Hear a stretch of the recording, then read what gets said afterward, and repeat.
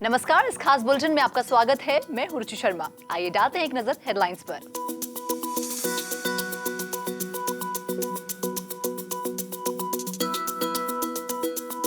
IMF का कहना है कि क्रिप्टो करेंसी को बैन करना एक चुनौती है, सख्त रेगुलेशन की जरूरत है। इंडियन कैबिनेट आज क्रिप्टो करेंसी बिल पर चर्चा कर सकती है। फेड चेयरमैन जेरोम पावेल ने कहा, क्रिप्टो फाइनेंशियल स्टेबिलिटी के लिए खतरा नहीं है। दुबई के कोलोसल बिट ने $26,000 में डिएगो मार्डानो के डुपॉन्ट पेन का एनएफटी खरीदा। सबसे बड़े इथेरियम कॉन्ट्रैक्ट में अरबों डॉलर मूल्य का ईटीएच फंस गया। गोल्डमैन लैम्प ने क्रिप्टो डिपॉजिट करने वाला पहला बैंक होने का रिकॉर्ड बनाया। नासा के एक्सपर्ट्स जेम्स हावेल्स को बिटकॉइन में उनके खोए हुए 340 मिलियन पाउंड्स खोजने में मदद करेंगे। रिटायरमेंट क्लब ने season 2 NFT collection degenerate granny club launch किया। एनबीए सुपरस्टार केविन डुरांट ने कॉइनबेस के साथ एक स्ट्रेटेजिक डील साइन की। एसबीआई होल्डिंग्स ने सिंगापुरियन क्रिप्टो एक्सचेंज कॉइनहैको में इन्वेस्ट किया। आईएमएफ के चीफ इकोनॉमिस्ट गीता गोपीनाथ ने बुधवार को कहा है कि क्रिप्टो करेंसीज को बैन करने से कई प्रैक्टिकल प्रॉब्लम्स हो सकते हैं। हालांकि डिजिटल एसेट्स इमर्जिंग मार्केट्स के कैपिटल कंट्रोल और फॉरेन एक्सचेंज के रूल्स के लिए एक चैलेंज है। दिल्ली में एक इवेंट में गोपीनाथ ने कहा है कि क्रिप्टो करेंसीज के डिसेंट्रलाइज्ड नेचर के कारण इसे बैन करना डिफिकल्ट है, इसीलिए स्ट्रॉन्ग रेगुलेशंस की जरूरत है। गोपीनाथ को ऐसा लगता है कि compare to developed markets, emerging markets के लिए क्रिप्टो करेंसी ज्यादा अट्रैक्टिव हैं।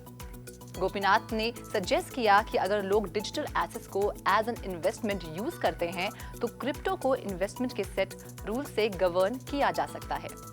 रिपोर्ट के अनुसार union cabinet the crypto currencies and regulation of official digital currency bill 2021 के बिल पर आज चर्चा कर सकती है। कैबिनेट की मीटिंग आज दोपहर को 1 बजे होगी, जिसमें दूसरे मैटर्स के साथ क्रिप्टो बिल पर डिस्कशन होगा। क्रिप्टो करेंसी बिल द्वारा इंडिया में सभी प्राइवेट करेंसीज को बैन करते हुए आरबीआई द्वारा इशू किए जाने वाली डिजिटल करेंसी के क्रिएशन के लिए एक फैसिलिटेटिव फ्रेमवर्क क्रिएट करने का प्रयास किया जाएगा। ये बिल विंटर सेशन के दौरान इंट्रोडक्शन और पैसेज के लिए सरकार के एजेंडा में शामिल 26 नए बिल्स में से एक है।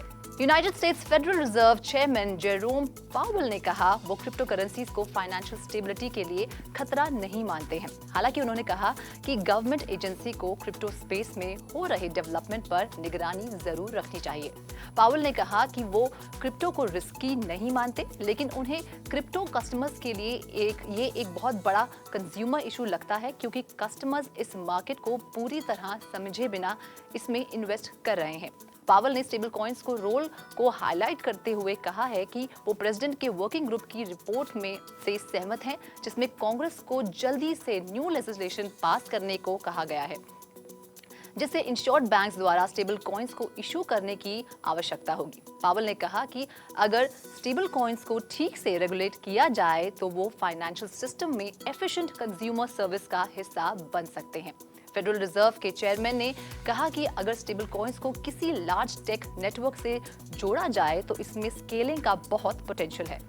फुटबॉल लेजेंड डिएगो मैराडोना ने 1984 में नेपोली के साथ कॉन्ट्रैक्ट साइन करने के लिए यूज की गई सेंट डुपॉन्ट पेन का एनएफटी कोलोसल बिट ने खरीद लिया है। कोलोसल बिट एक दुबई बेस्ड टेक्नोलॉजी कंपनी है जिसका special focus non fungible tokens है। कोलोसल बिट ने ये एनएफटी $26,000 में खरीदी है। लेट फुटबॉल स्टार के 61st बर्थडे के दिन 30 अक्टूबर को दुबई में ओरिजिनल पेन और उसके एनएफटी का ऑक्शन हुआ था, जिसे सिंगापुर बेस्ड एक्सपोर्ट स्टार्स और उनके पार्टनर्स ने ऑर्गेनाइज किया था। मैराडोना के निधन के 1 साल बाद उनके एस्टेट ने मैराडोना के इलस्ट्रियस करियर की 10 आइटम्स को टोकनाइज किया है, जिसमें Saint Dupont pen, 1996 World Cup, Mexico की एक signed shirt, FIFA Youth World Championship 1979 में मैराडोना को मिली बेस्ट प्लेयर की ट्रॉफी शामिल है। इथेरियम प्रोटोकॉल के पेंडिंग अप्रूवल्स के कारण $33.5 बिलियन वैल्यू के 86,41,954 ईथर का सिंगल और probably the largest contract lock हो गया है। ये Ethereum 2.0 beacon chain staking contract है जिसे नवंबर 2020 में लॉन्च किया गया था, जिसे हार्ड फोर्क के बिना स्पेंड नहीं किया जा सकता। बीकन चेन इथेरियम के proof of work mining consensus से प्रूफ ऑफ स्टेक की तरफ का पहला की स्टेप है।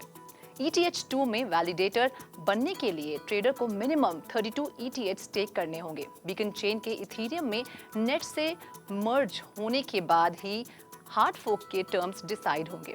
एक ट्विटर यूजर ने बीकन चेन कॉन्ट्रैक्ट को हाईलाइट करते हुए ये दावा किया है कि ये सबसे बड़ा इथेरियम कॉन्ट्रैक्ट है जिसमें अरबों डॉलर की वैल्यू के ETH फंस गए हैं। 2022 के सेकेंड क्वार्टर में जब तक बीकन चेन का मर्जर इथेरियम मेनेट से नहीं हो जाता तब तक $33.5 बिलियन वैल्यू के ETH के अनलॉक होने के चांसेस नहीं हैं। UAE headquartered bank Goldman lamp crypto term deposit offer करने वाले फर्स्ट बैंक बन गया है। क्रिप्टो लैम्प बैंक की इस न्यू ऑफर से लोग मनेरो में टर्म डिपॉजिट कर पाएंगे और एग्रीमेंट के एंड में उन्हें अपने इन्वेस्टमेंट के बदले हाई रिटर्न्स मिलेंगे। प्राइवेट बैंक ने अपनी क्रिप्टो टर्म डिपॉजिट सर्विस को 3 डिस्टिंक्ट टायर में स्ट्रक्चर किया है, जिसमें 6 मंथ्स और 12 मंथ्स के दोनों प्लान्स में मिनिमम 50 यूरोस डिपॉजिट करने पड़ेंगे। बिटकॉइन में 340 मिलियन पाउंड्स गंवाने वाले जेम्स हैवल्स अपने खोए हुए पैसे सर्च करने के लिए अब नासा के एक्सपर्ट्स को हायर करेंगे। 36 साल के जेम्स हैवल एक IT वर्कर हैं और 2013 में उन्होंने अपनी हार्ड ड्राइव फेंक दी थी जिसमें उनके बिटकॉइन स्टोर थे। जेम्स अब ऑन ट्रैक नाम की कंपनी के कॉन्ट्रैक्ट में है जिसे नासा ने हायर किया है। इससे पहले भी जेम्स ने दुनिया भर के डेटा एक्सपर्ट्स, एनवायरमेंटलिस्ट और इंजीनियर से कांटेक्ट किया था, लेकिन जेम्स को ओल्ड कंप्यूटर पार्ट्स को सर्च करने की परमिशन नहीं मिली थी, जबकि वो काउंसिल को अपने पैसों का 25% देने के लिए भी तैयार थे। Non fungible token space metaverse की हॉट सीट बन गया है। 6000 पार्टी ग्रैंडपा का सीजन 1 NFT कलेक्शन की ब्लॉकबस्टर हिट के बाद रिटायरमेंट क्लब डीजेनरेटेड ग्रैनी नाम के एक और एक्साइटिंग सीजन 2 NFT कलेक्शन लेकर वापस आ गया है। इस NFT कलेक्शन में 20 रेयर एंड ऑनरी NFT शामिल होंगे जो अब तक की सभी इन्फ्लुएंसिंग वुमेन्स को रिप्रेजेंट करेंगे।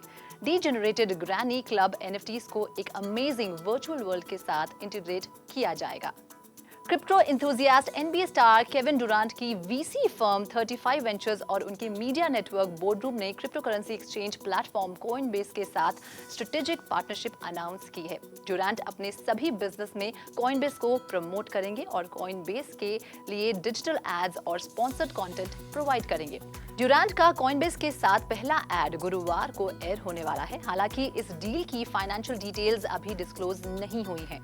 Tokyo based financial service giant SBI holdings ने मॉनेटरी अथॉरिटी ऑफ सिंगापुर द्वारा अप्रूव्ड सिंगापुर की फर्स्ट लाइसेंस क्रिप्टो एक्सचेंज कॉइनहाको में जॉइंट इन्वेस्टमेंट अनाउंस किया है।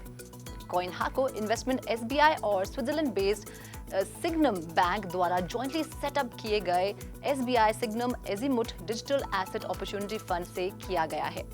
कॉइनहाको डिजिटल पेमेंट टोकन सर्विसेज के लिए MAS द्वारा अप्रूव्ड सिंगापुर का फर्स्ट क्रिप्टो एसेट एक्सचेंज बन गया है, जबकि बाइनेंस ने सेम लाइसेंस के लिए अपने एप्लीकेशन को सोमवार को विड्रॉ किया था। कॉइनहाको सिंगापुर में बेस्ड होने के कारण साउथ ईस्ट एशिया में भी अपना बिजनेस एक्सपैंड करेगा। SBI के अनुसार फाइनेंशियल मार्केट का इंफ्रास्ट्रक्चर और डिस्ट्रीब्यूटेड लेजर टेक्नोलॉजी पर फोकस करने वाली दोनों पार्टीज द्वारा फंड को मैनेज किया जाएगा। इस खास बुलेटिन में फिलहाल इतना ही। आप देखते रहिए क्रिप्टो टीवी।